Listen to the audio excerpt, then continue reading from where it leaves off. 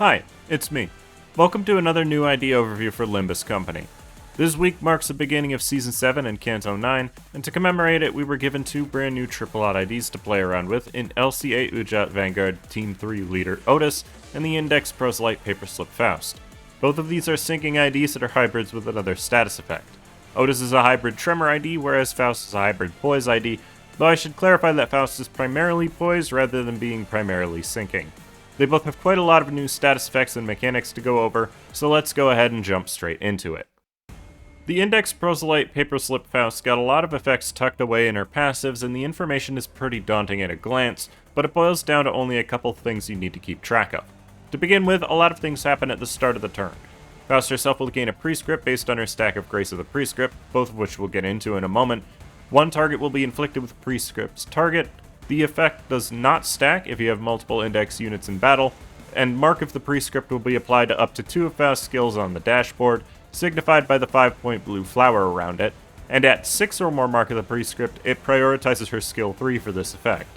None of the effects relating to the Prescript will trigger if she's staggered or otherwise unable to act, or if she is panicked or corroded. The Prescript that Faust receives depends on how much Grace of the Prescript she currently has.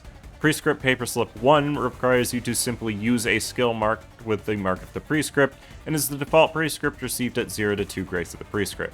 At 3 to 5 Grace of the Prescript, you gain Prescript Paperslip 2, which requires you to hit with the marked skill.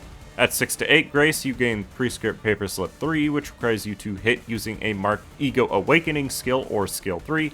And at 9 Grace of the Prescript, you gain Prescript Paperslip 4, which requires you to kill all enemies that are present before the Prescript arrives next turn.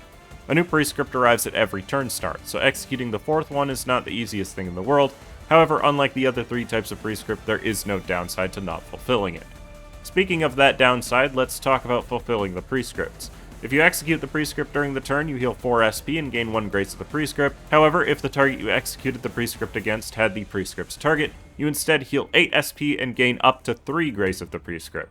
This is because you can't gain Grace of the Prescript past the threshold for reaching the next type of Prescript, which will always be at the next multiple of 3 above what your Grace of the Prescript is currently at. If you fail to fulfill the Prescript and aren't at 9 Grace of the Prescript, you instead gain 5 Karmic Consequence. It should be noted, though, that you won't gain Karmic Consequence if you were trying to fulfill the Prescript at combat start, but then the enemy becomes untargetable or vanishes for some reason, which is nice because that can be out of your control a lot, especially in boss fights where turn ends might be scripted. Karmic Consequence can stack up to 100 and gives Faust 1 defense level down for every 10 stacks, as well as 1 fragile for every 20 stacks every turn. This equates to taking roughly 80% more damage permanently at the maximum stack, but as long as you don't get hit, this functionally has no real downside. As for her other effects, Mark of the Prescript effectively is just the thing that highlights your skills, and it also grants benefits to those skills dependent on what skill they are. The Prescript's target is effectively 1 fragile that is exclusively available for index units, so nothing too bad about it, and Grace of the Prescript stacks up to 9 and increases Faust's offense level by 1 for every 3 stacks that she has. Now under our actual passives. She deals 2% more damage with skills marked with Mark of the Prescript for every Grace of the Prescript she has, up to 16% more, but it becomes up 20% damage boost at 9 Grace of the Prescript. You can't lose a Grace of the Prescript, so this is just damage that scales as the fight goes on. When she hits an enemy that has the Prescript's target using her base skills, she'll inflict them with 1 sinking and gain 1 poise, and that can trigger an additional time each turn for every 3 Grace of the Prescript she has, up to 3 times total per turn. And lastly, once she has 9 Grace of the Prescript, she gains 1 more Poise potency from effects, and inflicts 1 more sinking potency with her effects. Needless to say, getting to 9 Grace of the Prescript makes her Poise gain, sinking infliction, and damage a hell of a lot more consistent, so ideally you are fulfilling her Prescript every turn by targeting the enemy with the Prescript's target, so you can take advantage of those bonuses as early into a fight as possible. Her support passive is also decent, increasing the damage of the earliest deployed unit's leftmost skill based on how many other allies target the same enemy slot, encouraging you to focus down one enemy. This is basically free damage in boss fights, and so it will most likely be the best support passive to use in the Faust slot unless your team does less resonance a lot. Overall, the Prescript mechanic is a lot to take in, but basically just use your skills marked with the blue flower every turn, and if you can, target the enemy who has the index mark. You don't need to put more thought into it than that, and in doing so, Faust will gradually become more powerful over the course of any fight. Prescript granted, Prescript woven fabric is a 3 to 12 rolling / gloom counter with 3 coins that can become up to a 6 to 15 based on her grace of the Prescript. It deals a ridiculous amount of damage for a counter, and even grants up to 15% of her max HP as shield every turn, with that amount decreasing based on how much Karmic Consequence she has. Sinking teams will be doing Gloom Resonance a lot, and Resonance can turn counter skills into nuclear warheads if you can time them properly. You'll probably want to wait to do this until you're at 9 Grace of the Prescript, because that is when it's most useful, but as long as you're fulfilling Gloom Resonance and don't care about her statuses, this is one of her most reliable skills for damage. Unerringly, as the Prescript demands, is a 3 to 11 rolling / slaw skill with 2 coins that can become up to a 3 to 15 based on her own poise and the target's sinking. All of her skills gain bonuses when being used if they have Mark of the Prescript, with this skill gaining 1 clash power and dealing 20% more damage. Outside of that, this skill is actually not great for sinking infliction, but very nice for poise generation since it's always at least count neutral. Keep in mind that both of her statuses are way more consistent after fulfilling her prescripts, so the low numbers really don't hurt her ramp up time too much, but she never really becomes really good at inflicting sinking, so keep that in mind as well.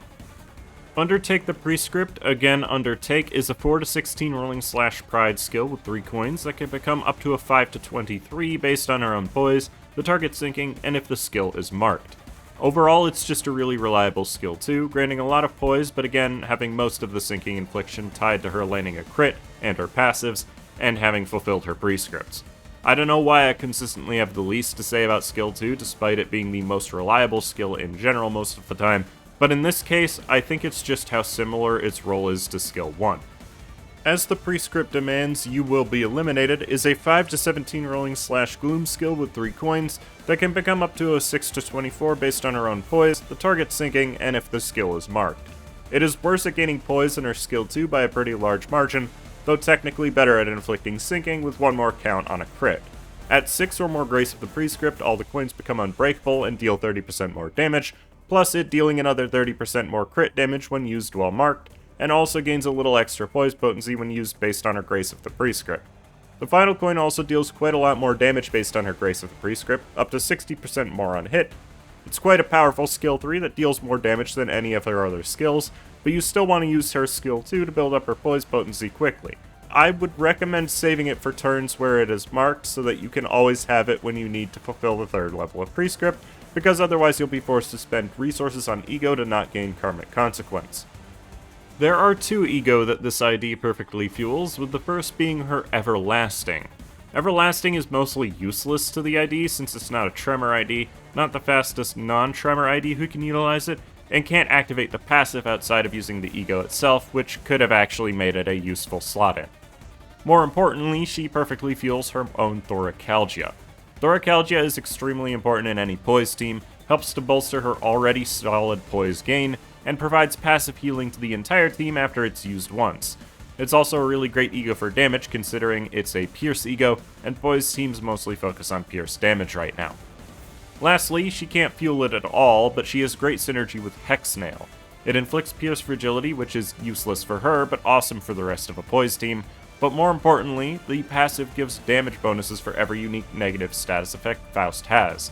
If you intentionally get her Karmic Consequence to at least 20, then use this Ego, the combination of Karmic Consequence, defense level down, and Fragile will result in a permanent 30% damage boost that should not be understated. It just is a little awkward that you need so much NB to fuel it, and forcing yourself to not fulfill the prescripts is not always the easiest thing to do. Up next, we have LCA Udjat Vanguard Team 3 leader Outis, and on top of her name being a mouthful, she also has some new mechanics to talk about. Firstly, her main passive activates at 3 Gloom Resonance, and on top of giving up to a 15% damage boost for how much protection she has, will also grant 2 of the Udjat Vanguard at combat start. The Udjat Vanguard stacks up to 2 and reduces by 1 every turn end. It increases her min and max speed by 3 each, and grants 1 protection at combat start, plus it gives her a cool mask to put on. More importantly, however, up to 3 times per turn when an enemy clashes with her, the first clash step halves the odds of the enemy flipping coins favorably, or halves the odds of a coin flipping favorably against her in a one-sided attack for the first coin of an enemy skill. Sinking already specializes in making positive coin enemies shit the bed, and then finally have a mechanic that prevents negative coin enemies from becoming insurmountable threats is something they really needed. The fact that she's a tank makes it even better. Oh yeah, and for a tank, this ID is insanely fast, having a speed range of 7 to 10 while she has the Udjat Vanguard. She will also gain the Udjat Vanguard at turn start if enemy has an effect that changes their panic type. More interestingly, when hitting an enemy while she has the Udjat Vanguard, she will inflict 1 Shoit Fracture, and more Shoit Fracture for every LCA Fracture round that the coin spent to hit with. She starts with 16 LCA Fracture round, which I will not talk about because it's just ammo with no other added effects. Shoit Fracture is a type of unique sinking that stacks up to 10, but vanishes if there are no LCA units on the field. It makes the unit with it take 1% more damage per stack from Gloom and Sloth skills, and half of it transfers to another enemy with the most SP if the unit with the effect dies. At maximum stack, the effect will also vanish, but not before inflicting 1 Gloom Fragility and dealing Gloom damage by the unit's sinking potency, then reducing their sinking count by 1. Against enemies who have no SP, this is functionally an additional sinking proc on the hit that raises the stack to 10, but like with Sinking Deluge, it will mostly just speed up the rate that sinking deals damage rather than actually increasing the damage it deals. It also allows sinking to deal gloom damage to enemies with SP, which is its main utility in the long run. Plus, a little extra gloom fragility is always really nice in a sinking team. Outis can't gain more than 5 protection from her own skills and effects at once, which is fair because she is absurdly tanky. The last thing to mention is that her support passive is genuinely nice in a sinking team, giving 1 protection to the ally with the lowest HP percentage if it's triggered. Composure is a 15 to 20 rolling gloom guard that grants 1 protection if used while Outis has the Udjat Vanguard. It also gives bonus shield up to 15% of her max HP for every protection she has. Another thing to note is that taking damage while she has shield is one of the best ways for this ID to inflict actual sinking potency. For a guard skill that doesn't clash, it's incredibly versatile within the sinking archetype. I'll probably mispronounce this, but Kopesh Swordplay is a 3 to 11 rolling slash pride skill with 2 coins that can become up to a 3 to 15 based on the target's sinking and Tremor. It gains 1 clash power if she has the Udjat Vanguard, and inflicts additional Shoit Fracture if it wins a clash, which means you really want to trigger her passive on turn 1 to gain the Udjat Vanguard. Her skills are primarily designed to inflict a lot of count, gain her aggro, and gain her protection, and while this skill is the worst at all of this, it is pretty reliable for a skill 1. Mirage Incision is a 4 to 16 rolling slash sloth skill with 3 coins that can become up to a 4 to 22 based on the target's sinking and Tremor. It deals 30% more damage and gains 2 clash power if she has the Udjat Vanguard, and inflicts a pretty solid amount of sinking and Tremor for what it is. Just generally, her higher ranked skills are better for pretty much everything, so there is no reason not to use a higher ranked skill if you have the option to. The Vanguard will see it done is a 6 to 18 rolling Pierce Gloom skill with 3 coins that can become up to a 10 to 25 based on how much ammo it is about to spend, as well as the target's sinking and Tremor. It deals 50% extra damage if she has the Udjat Vanguard, and is the only skill not reliant on her hitting to gain protection next turn. It's also her only skill that uses ammo, and also is her method to reload if she is low on ammo, of which she can reload 5 times, giving her a total ammo capacity of 96 bullets. For perspective, you would have to use this skill 24 times in a single encounter to run out of ammo, which is effectively infinite ammo in this game. Spending ammo also lets the coins that spend it deal up to 60% more damage based on how much ammo they spend. The final hit is her only way on base skills to trigger Tremor Burst, and even triggers Tremor Burst an additional time if the target has SP, then inflicts 1 Gloom Fragility if they have less than 0 SP after the second Tremor Burst. This skill inflicts a lot of sinking, and you're unlikely not to inflict that fragility if you bring her in a sinking team. More interestingly is the second coin. It inflicts Gloom Resist down, which is a better Gloom Fragility for enemies who are already resistant to Gloom, but also notably increases the amount of damage that enemies will take from sinking, which no other ID that exists can do. It is only a 10% increase, but it is still an interesting ability. Lastly, that second coin inflicts the new Panic Changing effect in Blue Sand. Blue Sand reduces the clash power and min and max speed of enemies who are in low morale or panic states, or if they don't have SP, just reduces their min and max speed. In addition, if a unit loses a clash while they have Blue Sand, they gain 1 sinking count up to 3 times per turn, which turns every one of this ID's skills into sinking neutral skills at their worst. Speed control is always a valuable option for any ID to have, and remember that the panic-changing effects stack with each other in every way except for which one changes the enemy's panic type. It is a very valuable effect to inflicting sinking teams, and is the second best panic effect after Echoes of the Manor. Of her ego, the only one she perfectly fuels is Tu Pathos Mathos, which, while a reliable ego, you are pretty unlikely to gain full effect from the passive, since unbreakable coins kind of ruin it in modern content. That said, an occasional passive damage boost is still really nice, and the ego is really cheap and easy to use. Binds is a really strong ego to use, not for the ego itself, but for the passive, since it will allow you to produce a lot of additional sin resources in any team. It's really valuable in Tremor teams to use early so that you can then replace Tremor Fracture, though Fracture is by no means a bad amplitude in terms of how much damage you're dealing. She can also fuel Yasunyata Tedrupam pretty well, and her insanely high speed means that the one attack power up applied to allies is pretty much always going to be useful. She can't take much advantage of the Lust, Fragility, and Damage up, but the ego itself is still SP positive and is more useful than her skill 1 overall. Sunshower is also rather nice for her, being a cheap ego that rolls incredibly high, inflicts a lot of sinking potency and bind, and gives this ID access to Poise.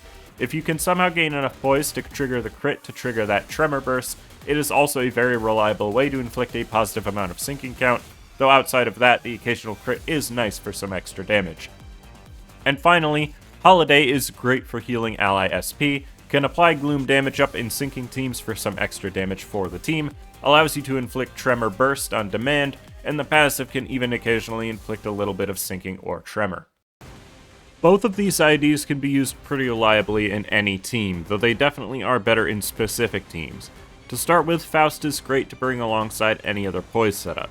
If you build around the slash damage type, you can bring her with 3 Blade Lineage IDs to take more advantage of that physical damage type. I would suggest Yi Sang, Merceau, and Don Quixote, since both Sinclair and Otis are most valuable if you bring all 6 Blade Lineage IDs, something that can't be done if you bring Index Faust. Another powerful slash-focused Poise ID is Butler Ryoshu, who not only deals high amounts of AoE damage, but also brings along her own Thoracalgia for better team-wide Poise gain. That said, even though she is mono-slash, she will serve best alongside Pierce Poise IDs. Drifting Blade Ryoshu is one of the strongest IDs in the entire game, and is incredibly reliable in any team, plus still brings along Thoracalgia. The full stop IDs for Honglu and Heathcliff will never not be the best inclusions for any Poise team due to their incredibly high raw damage, ability to inflict a ton of Pierce Fragility, and the fact that they generate a ton of extra Envy resources so that Faust can use her own Hex Snail. The Sunk IDs have always been really reliable IDs for winning clashes and inflicting status effects that allow the entire team to deal more damage. Plus, since it's fragile and defense level down, even Faust can take good advantage of it. And while it doesn't directly help Faust's gimmick, Pequod Ishmael is really good for even more extra attacks, as well as granting more poise for whichever ID happens to trigger assist attack as a result of her skills. This new Faust can also be used in a sinking team, but inflicts very little sinking on her own, so the rest of the team will need to pick up the slack for her, and even harder than IDs like Reindeer Honglu and Rodian, who are solved with Echoes of the Manor, something this ID can't benefit nearly as well from. Much more useful in sinking is the new Otis, who pairs extremely well with Butler Faust, as the combination of Blue Sand and Echoes of the Manor makes the amount of sinking count your team inflicts high to an amount that you won't even need to think about it to keep the stack up. Either Diechi or Sword Sharpened with Tears Rodian are both phenomenal sinking units who will slingshot the sinking infliction of your team pretty much instantly. With the addition of Rhymeshank, both are also capable of providing even more clash and speed control, thanks to inflicting huge amounts of bind and attack power down. Plus, the ego is great for sinking as it is. Either Molar Boatworks or Zhang's Office Ishmael are also great partners for this ID, not only because they inflict a lot of sinking, not only because they bring a lot of sinking ego, but Zhang's Office Ishmael specifically can inflict Tremor Decay, which is just extra free damage for a sinking team, and still pretty helpful if you decide to run the new Otis in a Tremor team too. The primary damage dealers of a sinking team are also great to bring alongside the new ID. Edgar Family Heir Gregor, Wild Hunt Heathcliff, Diechi Honglu, and either Solemn Event or Spicebush Yi Sang will supplement any sinking team quite a lot, and all deal a very high amount of raw damage on top of having very consistent sinking infliction. Heisho Don Quixote is also pretty nice because she brings along both Lust and Gluttony skills, which are both rather rare in sinking teams, but also both pretty valuable for the teams regardless, and her sinking infliction is pretty solid all things considered, so if you bring one unit who isn't great at sinking infliction, that's still okay. She does also work pretty well in a Tremor team since all her skills inflict at least one Tremor count. IDs like Regret Faust, Heisho Yi Sang, Thumb Merceau, and Thumb Sinclair can result in a well-rounded team that can both maintain a Tremor stack as well as take advantage of said stack without having too much to worry about it disappearing. The added sinking from Outis also helps them to clash better by lowering enemy SP, and alongside Jung's off as Ishmael, that becomes even more consistent. Yuradivi Honglu can bring along Cavernous Wailing to add extra sloth damage to any Tremor team as well, which helps the team focus into a single overall damage type. Contempt All Ryoshu and Night All's Gregor can also be brought along if you'd rather deal less damage with your Tremor bursts, and Ring Yi Sang can help you to not lose your bleed count as quickly to keep up the passive damage of your team even more. And lastly, Zwei Ishmael is still an incredibly reliable Tremor unit to bring into any Tremor team, and when paired with Outis, the two of them form an incredibly reliable tanking core for your team. And that's about all I have to say about them.